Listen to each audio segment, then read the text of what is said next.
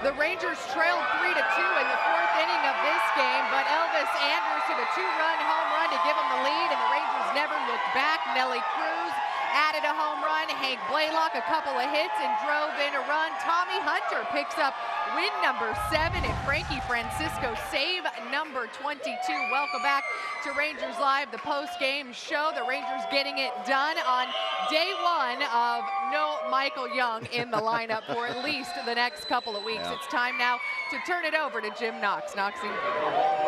All right, Dana, thanks a lot. Look, a couple father-sons enjoying tonight's game. What's his name? Dawson. Dawson, there you go. How about that, buddy? Take that binky right back to you. Okay, how old is your little one? He's 5 months. 5 months, right back at you, big guy. Take that, okay, right, there we go. Let's get our first question in for Steve Busby. It's ladies' night, and we have Lee here. What's your question for Steve Busby?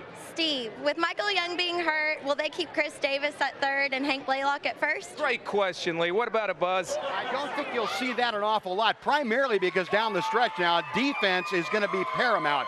And I think the Rangers will be better off with Chris Davis playing first and either Omar Vizquel or Esteban Herman playing at third most of the time. Now, you're going to see this Blaylock and Davis in the lineup at the same time, occasionally probably. Frank, for the most part, you're going to see Davis at first for defensive purposes and Vizquel and Herman playing over the third base spot.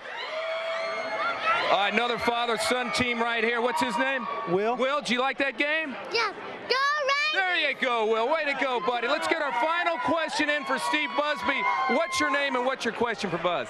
My name is Alyssa, and my question is, with Pudge catching the last 2 games, do you think he's going to become the everyday catcher over Teagarden? Another good question. What do you think, Buzz? That's a tough one. We're going to have to kind of keep an eye on that. I've got to think that Taylor is going to catch as much as Pudge for the time being. Now, when you get down to the nitty-gritty, the last couple weeks of September, I think a lot's going to depend on how Taylor is playing and if Pudge can keep up swinging the bat pretty well. You like the experience Pudge brings, you like the enthusiasm that Pudge brings, and I think a lot of the pitchers are starting to rely on his experience. Plus the energy he brings to the ballpark every single day is really important. Here's a guy, 37 years old, really stealing the run for the Rangers with a real hard slide into Marco Scutaro at shortstop. Now there's a veteran shortstop and a veteran catcher getting together, and the veteran catcher wins that and helps score a huge run for the Rangers in tonight's game. So, you know, both Teagarden and Pudge have a lot of assets. You got to think that all things being equal, experience might play a bigger role going down the last couple weeks of the season. Great questions, Rangers fans. And boy, Lee had a really good one. She may have a future in this. I'm just saying. I'm just going out there a little bit. Anyway, let's continue on here with our Rangers discussion and Pudge catching time.